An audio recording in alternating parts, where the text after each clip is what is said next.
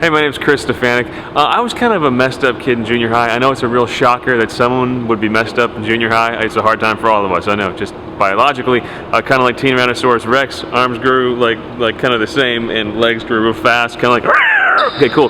But in the midst of all the physical confusion, there's also a lot of spiritual confusion in my life.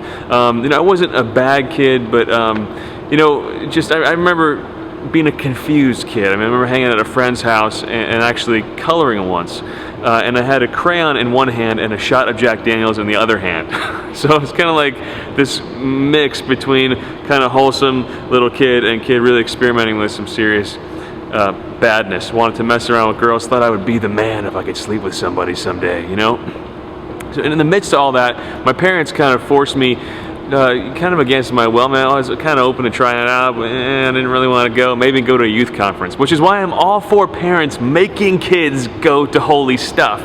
Totally changed my life.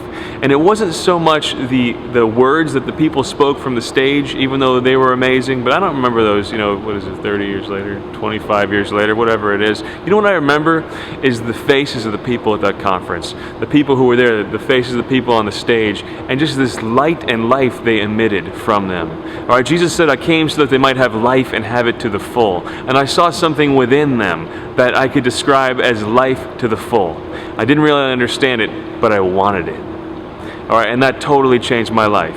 Did that stick right away? No. I go back home, 2 weeks later, I'd be doing the same stupid stuff. But you know what? The sins didn't taste sweet anymore.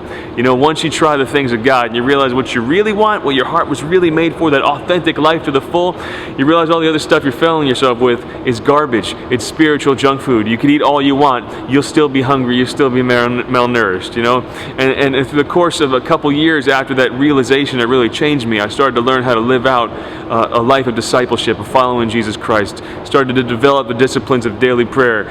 Became a rosary addict. I suppose there are worse addictions. Got confirmed. All those things just really reinforced and strengthened from within that life that God wanted to give me, to the point where I was tapping into those streams of living water in my daily life. Before I graduated high school, it became like a young apostle, I guess you could say, in my high school. Started a prayer meeting, breakfast club. We get together and pray before school and share our faith, pray around the flagpole. I started having people rise up out of the woodwork and be known for my faith. But yet it didn't change. I was still me, but just a different me, a me plus life to the full. Jesus doesn't want to make us somebody else. He didn't say I came to make them weird. You'll meet weird holy people. They were weird before they were holy.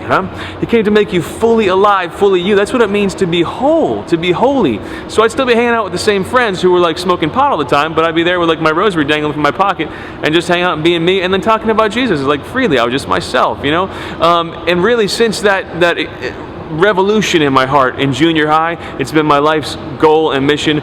Through all the joys and sufferings and successes in a spiritual life, and through all the failures too, because I'm not perfect. God's my Redeemer, and I'm loved, and that's what gives life meaning, right? But through it all, I still hold on to that life to the full that He came to give us, and it's been my life's work, thank God, in youth ministry to help spread that life to the full, and I can't imagine doing anything else. So that's me.